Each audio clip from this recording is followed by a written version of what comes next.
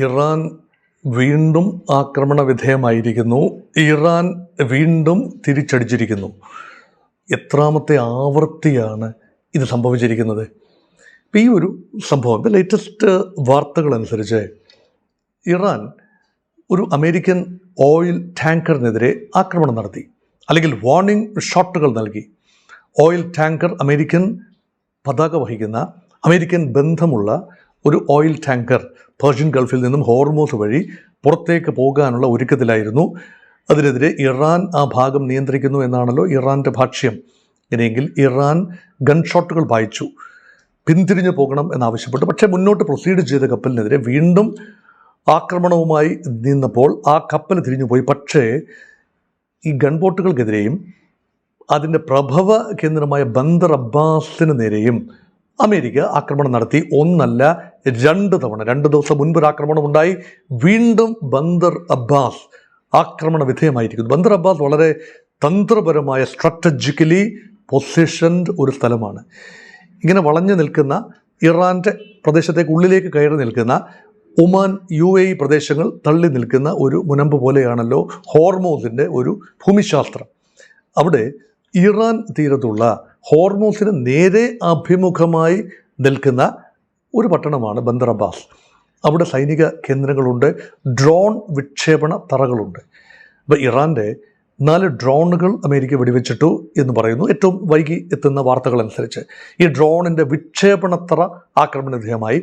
കഴിഞ്ഞ ദിവസം മറ്റ് കേന്ദ്രങ്ങൾ, മിസൈൽ ലോഞ്ചിങ് സൈറ്റുകൾ ബന്ദർ അബ്ബാസിലും മറ്റ് ദക്ഷിണ പ്രദേശങ്ങളിലുമുള്ള മിസൈൽ ലോഞ്ചിങ് സൈറ്റുകൾ ആക്രമണ വിധേയമായി.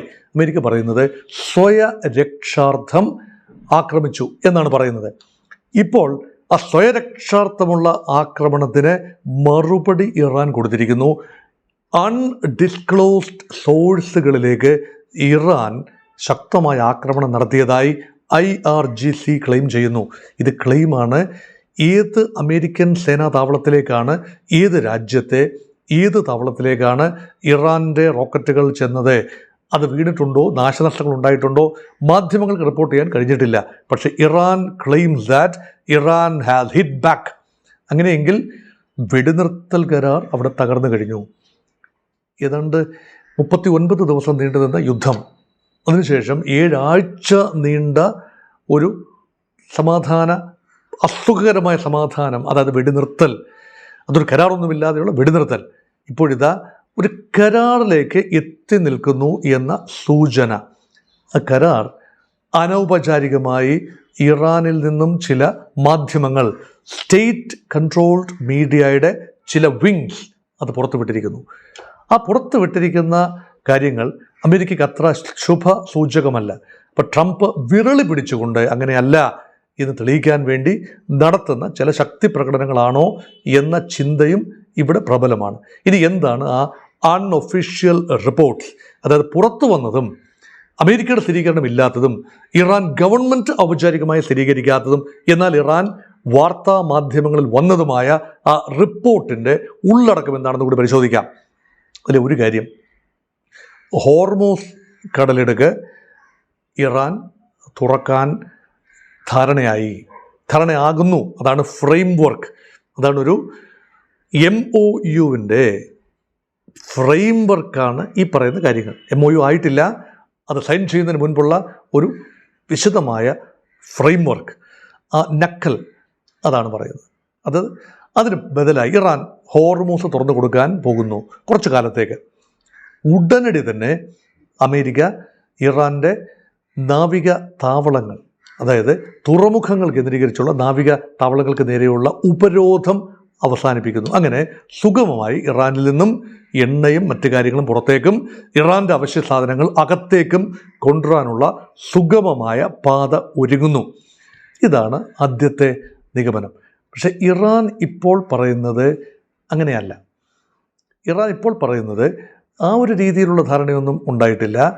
ഇറാൻ്റെ സ്റ്റേറ്റ് ഏജൻസികൾ തന്നെ പുറത്തുവിടുന്ന റിപ്പോർട്ടുകൾ അനുസരിച്ച് ഹോർമൂസ് ഇറാനും ഒമാനും ചേർന്നുള്ള ഒരു സ്വാധീന മേഖലയായി നിലനിർത്തുന്നു. അപ്പോൾ അവിടെ വേണമെങ്കിൽ വ്യാഖ്യാനിക്കാം, കപ്പം പിരിക്കാനുള്ള അവകാശം ഇറാന് ലഭിക്കുന്നു.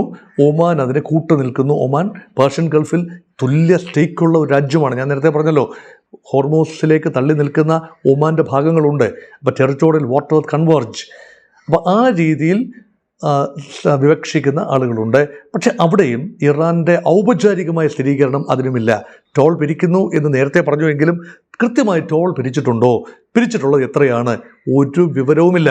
പക്ഷെ ഒരു കാര്യം ഉറപ്പാണ്, കഴിഞ്ഞ ദിവസം 23 കപ്പലുകൾ, ഓയിൽ ടാങ്കേഴ്സ് ഉണ്ട്, കണ്ടെയ്നർ ഷിപ്പുകളുണ്ട്, മറ്റ് കാർഗോ ഷിപ്പുകളുണ്ട്. ഇങ്ങനെയുള്ള 23 കപ്പലുകൾ ഹോർമോസിൽ നിന്നും പല രാജ്യങ്ങളുടേത് ഇറാൻ്റെ അനുമതിയോടുകൂടി പുറത്തു പോയി എന്ന റിപ്പോർട്ടാണ് വരുന്നത്. അതിനർത്ഥം എന്താണ്? ഇറാൻ ഒരു സുഗമമായ പാത ഒരുക്കുന്നു. ഇറാൻ നേതൃത്വവുമായി ബന്ധപ്പെട്ടാൽ, IRGCയുമായി ബന്ധപ്പെട്ടാൽ ഒരു സുഗമമായ പാത ഒരുക്കാൻ ഇറാന് ഇപ്പോഴും കഴിയുന്നു. അപ്പോൾ ഉപരോധം ഉണ്ടായിരിക്കെ അമേരിക്കയുടെ കണ്ണ് വെട്ടിച്ചുകൊണ്ട് തന്നെ, അമേരിക്കയ്ക്ക് ഈ സുഹൃത്ത് രാജ്യങ്ങളുടെ കപ്പലുകളെ തടയാനാവില്ലല്ലോ. ഇറാൻ്റെ കപ്പലുകളെല്ലാം തടയാനാവും. ഇത് ഇറാൻ്റെ കപ്പലുകളല്ല, മറ്റ് രാജ്യങ്ങളുടെ കപ്പലുകളെ സുഗമമായി ഇറാൻ്റെ അനുവാദത്തോടുകൂടി ഹോർമോസ് കടത്തുന്നു.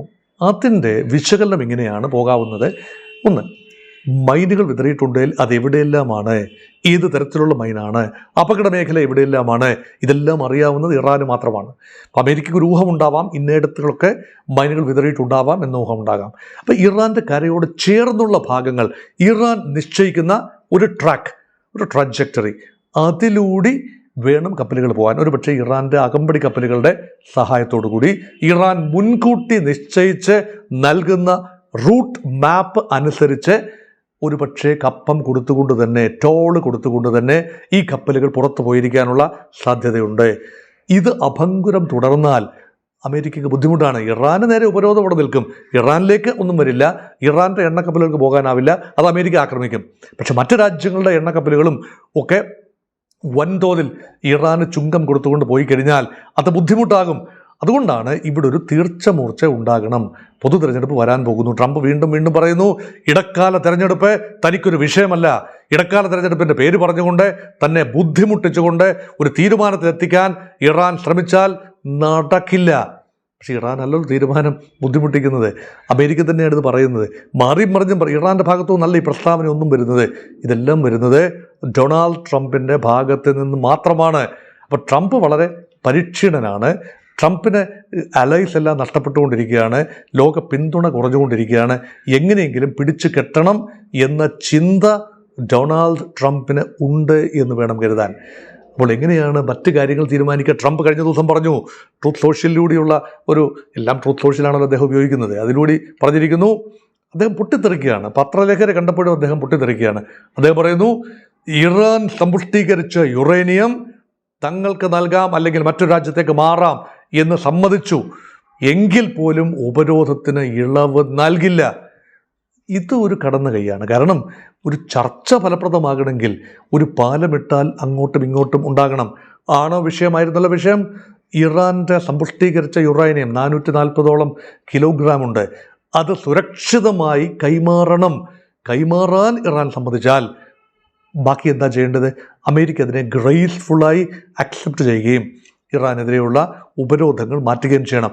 അപ്പോൾ സമ്പുഷ്ടീകരിച്ച യുറേനിയം മാറ്റുന്നതും ഉപരോധം പിൻവലിക്കുന്നതും തമ്മിൽ ഒരു ബന്ധവുമില്ല എന്ന് ഒറ്റ കാച്ചങ്ങോട്ട് കാച്ചിയിരിക്കുകയാണ് മിസ്റ്റർ ഡൊണാൾഡ് ട്രംപ്. ഇതൊന്നും തന്നെ പ്രശ്നപരിഹാരത്തിന് ഉതകുന്ന നീക്കങ്ങളല്ല എന്നതാണ്. ഒരുപക്ഷെ പരമാവധി മാക്സിമം പ്രഷർ പ്രിൻസിപ്പിൾ അനുസരിച്ച് മാക്സിമം കമ്പൽഷൻ എന്ന രീതിയിൽ ഇറാനെ വരിഞ്ഞു മുറുക്കാനുള്ള ശ്രമമാണോ? ഇത്രയും കാലം വരിഞ്ഞിട്ടും മുറുകിയില്ലാത്തത് ഇനി കുറച്ചുകൂടി മുറുകിയാൽ മുറുകുമോ എന്ന ചിന്തയാണോ ആവോ അറിയില്ല. പക്ഷേ അമേരിക്കൻ പ്രസിഡന്റ് ഭാഗത്തു നിന്ന് വരുന്ന പ്രസ്താവനകൾ ശുഭോദർക്കമല്ല. ഇപ്പോൾ ആക്രമണവും പ്രത്യാക്രമണവും പരിമിതമായ തോതിലെങ്കിലും ഇപ്പോഴും നടക്കുന്നുണ്ട്. ഫലത്തിൽ ഈ വെടിനിർത്തൽ കരാർ ഇപ്പോൾ നിലവിൽ ഇല്ല എന്ന് വേണം കരുതാൻ. എന്നാൽ പൂർണ്ണ തോതിലുള്ള, അതായത് ഫെബ്രുവരി 28 മുതൽ 39 ദിവസം നീണ്ടു നിന്ന തരത്തിലുള്ള രൂക്ഷമായ പ്രത്യാക്രമണങ്ങൾ ഇല്ല എന്നത് ഒഴിച്ചാൽ ഇപ്പോഴും സ്ഥിതിഗതികൾ വളരെ സങ്കീർണം തന്നെയാണ്. ഒരു ഡീലിലെത്താൻ ഇപ്പോൾ നിരന്തരമായ കൂടിയാലോചനകളാണ്. ഖത്തർ കേന്ദ്രീകരിച്ച് ഇപ്പോൾ കൂടിയാലോചന കഴിഞ്ഞ ആഴ്ച മുഴുവൻ നടന്നു. ഒമാൻ ലേശം വേറിട്ട് നിൽക്കുന്നു. അതേക്കുറിച്ച് ഞാൻ മറ്റൊരു വീഡിയോ ചെയ്യാൻ സാധിക്കും. അതുകൊണ്ട് ഞാൻ കൂടുതലും ഒമാൻ്റെ കാര്യം വിശദീകരിക്കുന്നില്ല. പാകിസ്ഥാൻ കേന്ദ്രീകരിച്ച ചർച്ചകൾ തുടരുകയാണ്. ടെഹ്റാനിലേക്ക് പല ആവർത്തി പാകിസ്ഥാൻ്റെ എൻവോയ്സ് അല്ലെങ്കിൽ പാകിസ്ഥാൻ്റെ സേനാനായകനും വിദേശകാര്യമന്ത്രിയും ഒക്കെ വന്നു. അതുകൊണ്ട് ഒരു വഴി ചർച്ചകളെല്ലാം നടക്കുന്നുണ്ട്. പക്ഷേ മറുപക്ഷത്ത് ഡൊണാൾഡ് ട്രംപ് അവിടെ ഇരുന്നുകൊണ്ട് ഓരോ പ്രസ്താവന നടക്കുമ്പോഴും കൂടുതൽ സങ്കീർണമാകുന്ന കാഴ്ച തന്നെയാണ് ഇപ്പോഴും കണ്ടുകൊണ്ടിരിക്കുന്നത്. വഞ്ചി തിരുനക്കര തന്നെ.